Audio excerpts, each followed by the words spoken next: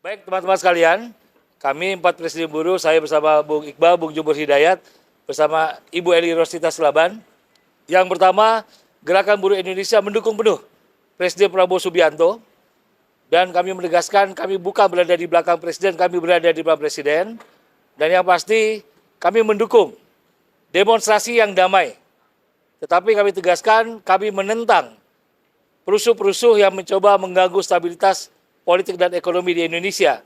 Karena itu, Presiden berjanji ruang demokrasi tetap terjaga, dan beliau berjanji yang pertama, RUU perampasan aset segera dibahas, dan juga RUU ketenagakerjaan yang diminta oleh buruh, beliau minta kepada Ketua DPR untuk langsung segera dibahas oleh partai-partai dan setuju untuk segera dibahas. Yang berikutnya akan disampaikan oleh Bung Iqbal atau Bung Jumhur. Silakan. Cukup. Bang Jumur. Ayo, Bung Iqbal. Ya, makasih kawan-kawan media cetak, media online, dan media elektronik. Pada kesempatan pertemuan dengan Presiden Prabowo Subianto, ada beberapa hal yang tadi telah disampaikan oleh Bung Andi Gani, saya akan menambahkan.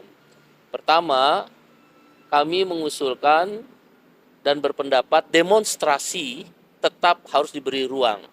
Karena itu hanya satu-satunya cara bagi kelompok bawah, kelompok buruh, kelompok petani, kelompok nelayan, kelompok mahasiswa, dan orang-orang kecil untuk menyampaikan aspirasi ketika lembaga-lembaga formal, tanda petik ya, lambat atau tidak mau mendengar apa yang menjadi aspirasi kelompok bawah.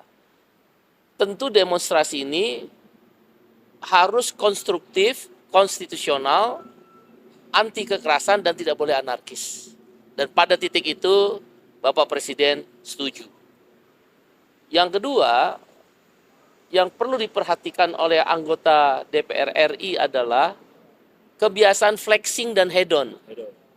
Kebiasaan flexing dan hedon di tengah PHK yang merajalela, ojol yang bolak-balik ke DPR, nggak pernah diperhatikan untuk potongan tarif 10%, ya, kemudian upah buruh yang masih rendah, outsourcing yang masih merajalela, banyak orang yang belum punya rumah, orang miskin masih banyak, pengangguran masih tinggi.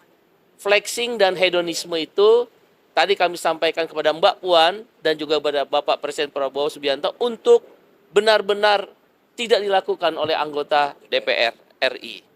Begitu pula kepada menteri-menteri yang ada, wakil menteri yang ada dalam kabinet Prabowo Subianto.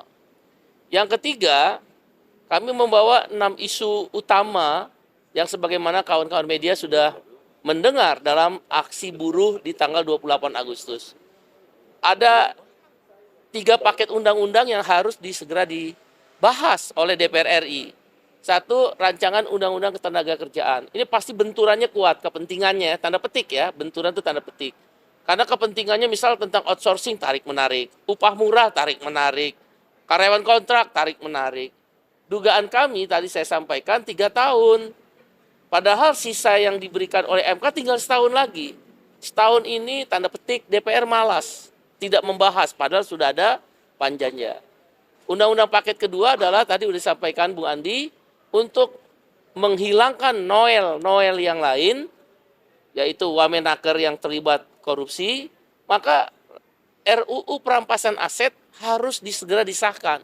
Sudah hampir puluhan tahun, dan beliau tadi disampaikan merespon sangat cepat sekali. Bantu saya, karena saya nggak bisa sendiri sebagai presiden. Harus ada DPR, partai politik. Tapi beliau berkeyakinan segera RUU perampasan aset ini sebagai pembuktian terbalik agar koruptor-koruptor itu jera dan dimiskinkan bisa disahkan segera, setidak-tidaknya mulai dilakukan pembahasan. Dan yang ketiga adalah kami usulkan pemilu yang bersih. Jadi korupsi itu harus dimulai dari pemilu yang bersih.